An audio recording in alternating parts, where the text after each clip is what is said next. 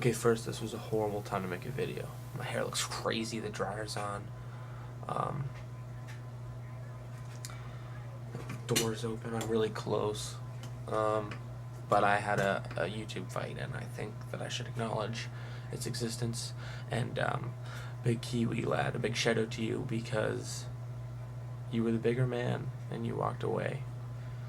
Although I did win. But nice, though. Let me read you the story. The tale, as it is. Okay. So, to the video, Polar Bear versus Walrus, I made a comment that at 0:23 seconds, LOL teabag. And I thought it was a teabag. And Crundom, or Trundom, I'm not sure of the pronunciation there, Crundom, he said, Rothel, it's so true. And after that, BigKiwiLad, I mentioned it before, he commented, obviously your boyfriend's been teabagging you incorrectly, dumbass. That was the ass end of the walrus. I should know what the ass end of a walrus looks like. I dated your mother. Now that was really mean. And BigKiwiLad, I didn't take kindly to that because, you know, that's really mean. And those pauses were because he had ellipses there, so I was just reading it correctly for you to quote him. He has 5 negative comments because he's being very mean. And then I responded with, wow, that was really, really mean. Nice, bro. In the future, though, I hope you can avoid such constant douchebaggery and think about what you're saying before you say it, so that you can keep your verbal diarrhea in your head. But nice. So, I wanted to acknowledge him, but I didn't want to be really mean, but I told him that he was being mean. But I didn't want to anger him too much. And I got plus 3 positive comments on that. You can go to the page, you can check it if you don't believe me. Then BigKiwiLad comes back with, quote unquote, constant. That was the first time I responded to you. How the fuck can something that's only happened once and happened for the first time be constant? Jesus, if stupidity was a marketable commodity, you'd be one rich bastard. See, that was really, really, he got really mad. And I don't think he needed to. He also got 4 negative, So, clearly people are agreeing with me that, like, he's blown it out of proportion and he should just stop. But, so then I responded, well, I just assumed that you were a douchebag all the time. Because, you know, it was just a feeling, a gut instinct, all the time. Which by commenting so rudely you have proved. So just stop. But nice anger. So again, I'm just telling him that he's not doing the right thing, but he should chill and just leave it alone. So KiwiLad comes back with, ironically, by inaccurately assuming my reaction of disbelief and amazement at your vast stupidity was anger, you have actually proven yourself to be the douchebag. Have a nice day. Oh, there was one of these. Girls Inc. rocks! Put the salt in the microwave. I didn't put the salt in the microwave. What are you talking about? I just went in to start cleaning the kitchen, and there's a salt in the microwave. Someone put salt in the I microwave. didn't microwave anything. That's weird. Then I responded with, oh, I'm sorry, my mistake then.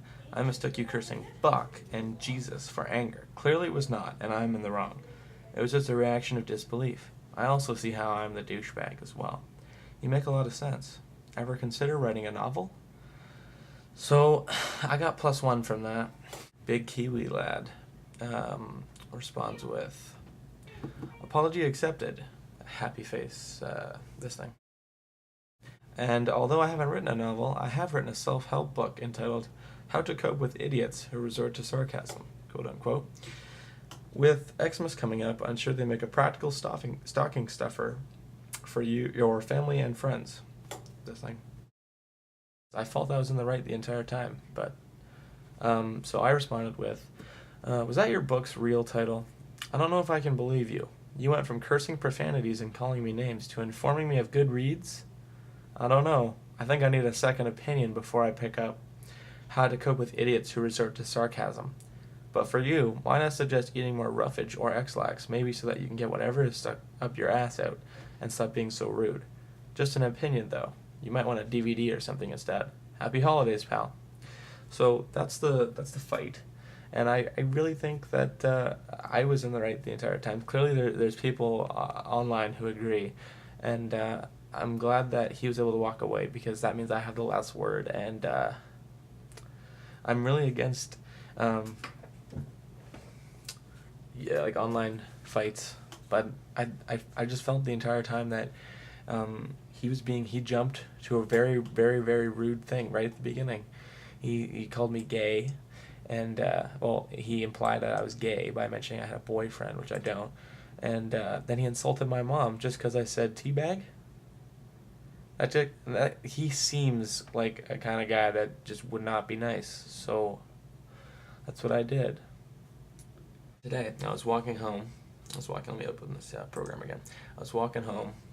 Well, my hair looks really good. I was walking home, and this kid, right, there's 3 of them, and I'm walking with my buddies, and they're like 40, 50 feet in front of us.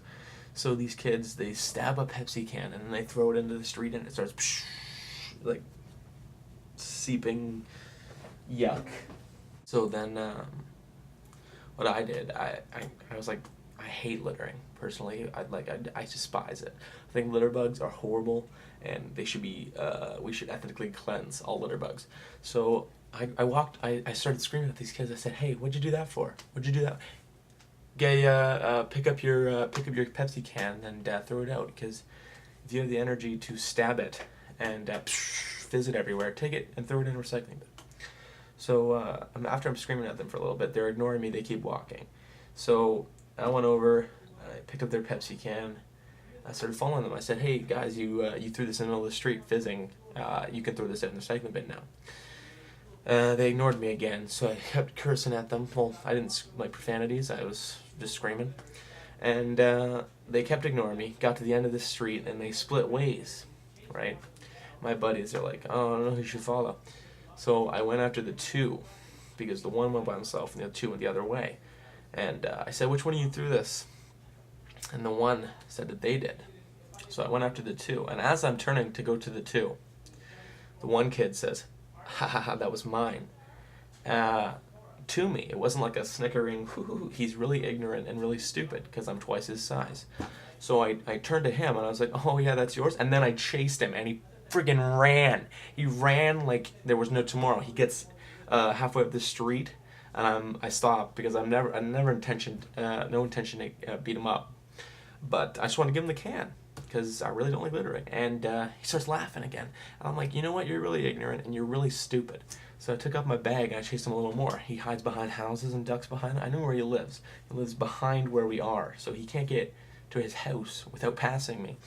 So as I'm devising a way to get him this pop can, my dad pulls up beside me in the pickup.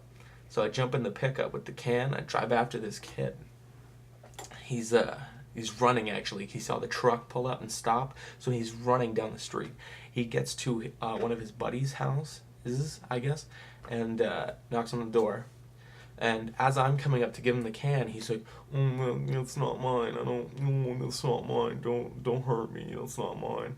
I was like, "Well, what am I supposed to do with this now? I'm not gonna litter it. You friggin' threw it in the street." "It's not mine. It's not mine." And then the guy that he rang the doorbell opens the door. So I said, and I recognized him. He was one of my brother's old friends. I said, "Chris, hey, what's going on?" And he was like, "Oh yeah, nothing much." And then I said, "You mind throwing this in your recycling bin?" He was like, "Oh yeah, I guess, no problem." And this Kevin guy, that's why I found out he was like Kevin Sakura. He's weird. And yeah, I couldn't stand it. And he was really freaking scared looking. I got to the door. He's like, "Oh, it's mine." Oh.